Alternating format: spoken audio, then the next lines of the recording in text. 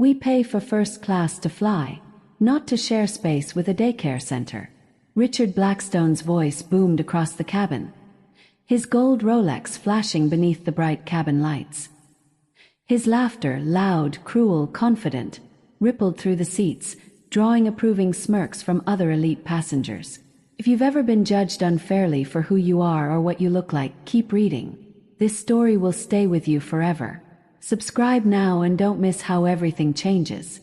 Diana Thompson, 34, tightened her grip on the strap of her worn leather bag, her other hand resting gently on the head of her 5-year-old son asleep on her lap. She didn't flinch at the words, though each syllable dripped with venom. For 3 years she had prepared for this exact moment. Every insult Richard spat was fuel. Every laugh was another piece of rope he was unknowingly wrapping around his own neck. Melissa, Richard's assistant, leaned forward with a smirk. "Look at her son," she whispered. "I bet he doesn't even have a father." The mockery burned through the air, but Diana only smiled faintly, her reflection catching Richard's in the glass of the airplane window. He didn't notice. "Stewardess." Richard snapped his fingers. "Shouldn't you check if these people really belong in this class?" The flight attendant hesitated, visibly uncomfortable, before approaching Diana. "Ma'am, may I see your ticket, please?" Diana slipped a ticket from her bag, along with something else only the attendant could see. The woman's eyes widened, her posture stiffening. "Everything is in order, Mr. Blackstone," she said coldly before turning away. Richard blinked in confusion, but dismissed it with another arrogant laugh. Inside the bag sat not only a recorder already capturing every poisonous word, but a transmitter broadcasting to 3 continents. Diana whispered to her son, "Soon, baby. Mommy is just waiting for the right moment." Richard had no idea that the woman he mocked was the one person who could destroy his empire. For years, Richard Blackstone had treated people like disposable objects. CEO of Blackstone Industries, he had built his $12 billion fortune on illegal mining operations in the Democratic Republic of Congo. Entire villages displaced, community leaders silenced, and hundreds of lives destroyed. All so, he could add another yacht to his collection. At 52, Richard thought himself untouchable. But across the aisle sat Diana Thompson, chief investigator for the International Criminal Court. She had lived among the people Richard's greed had destroyed. She had loved one of them, Joseph Mamba, a brave community leader murdered 3 years ago after sending her evidence of Blackstone's crimes. Joseph had been more than a source. He had been her first love. As Richard boasted to Melissa about his wealth and power, Diana remembered Joseph's face, his words, his unshakable determination.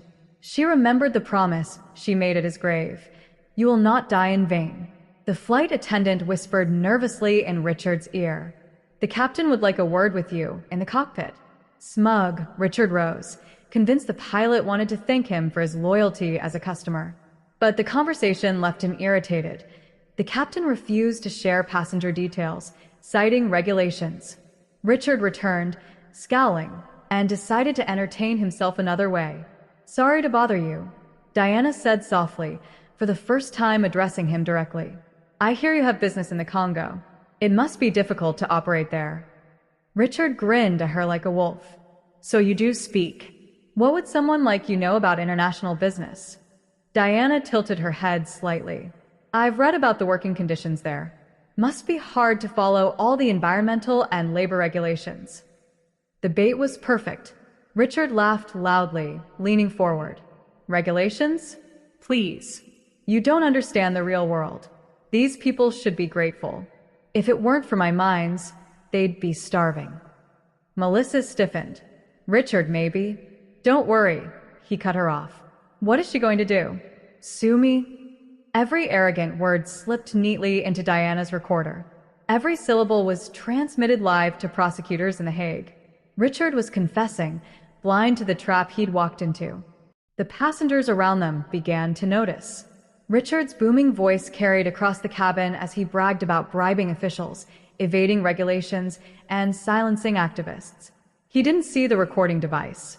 He didn't notice the pilot's hand steady on the controls while relaying live audio to the International Criminal Court. Diana pressed gently. There must be some local leaders who are persistent. Richard sneered. Persistent? They're pests. They disappear when necessary. Always have, always will. The chill that ran through Diana wasn't just professional. It was personal. She thought of Joseph, his body dumped in a ditch after daring to stand against Blackstone. Her chest tightened, but her voice stayed calm. "And Joseph Mamba?" she asked. Richard's eyes narrowed for a second. Then he smirked. Yes, Joseph. Caused some trouble. Organized protests. Delayed production. Our security chief had a talk with him. Unfortunately, Joseph didn't know when to shut up. Diana's hands clenched the armrest. For 3 years, she had waited for this moment, for Richard to damn himself in his own words. Now the confession was carved into stone. In The Hague, prosecutors leaned closer to their monitors. "We have enough," whispered Dr. Ingrid Larson. "Issue the international warrant immediately."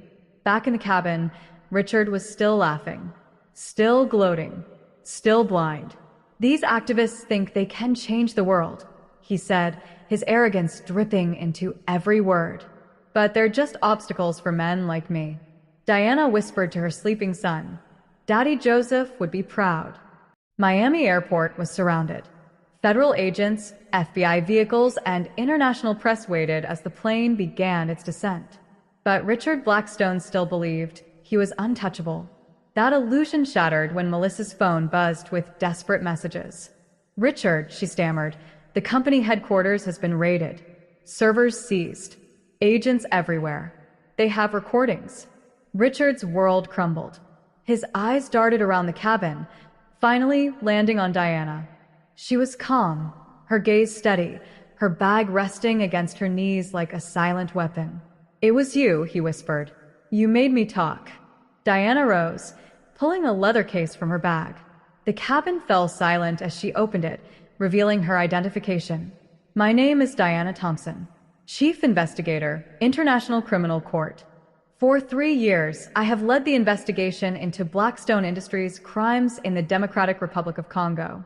Tonight, Mr. Blackstone, you confess to them all." Passengers gasped. Melissa went pale. Richard slumped into his seat, his arrogance bleeding away. Outside the window, fighter jets escorted the plane down. Inside, Diana's voice remained steady. "Mr. Blackstone, for hours you humiliated me for being a black woman with a child. But you weren't mocking a maid. You were mocking the woman who has just dismantled your empire." The plane touched down. Richard was dragged away in handcuffs, his billion-dollar fortune frozen, his name forever ruined. Diana carried Joseph's son in her arms as cameras flashed, the world watching her walk like the heroine she had always been. 6 months later, Richard Blackstone sat in a solitary prison cell, convicted of crimes against humanity, sentenced to life without parole. His empire destroyed, his name cursed, his arrogance crushed by the very woman he underestimated. And Diana? She founded the Joseph Mamba Foundation, protecting leaders across the world from predators like Blackstone. With every life saved, she kept Joseph's legacy alive. If you've ever underestimated someone, or been underestimated yourself, remember this: appearances can deceive, but truth and justice never stay buried forever. Subscribe now for more stories that prove empires can fall, and that sometimes the most powerful person in the room is the one everyone thinks is powerless.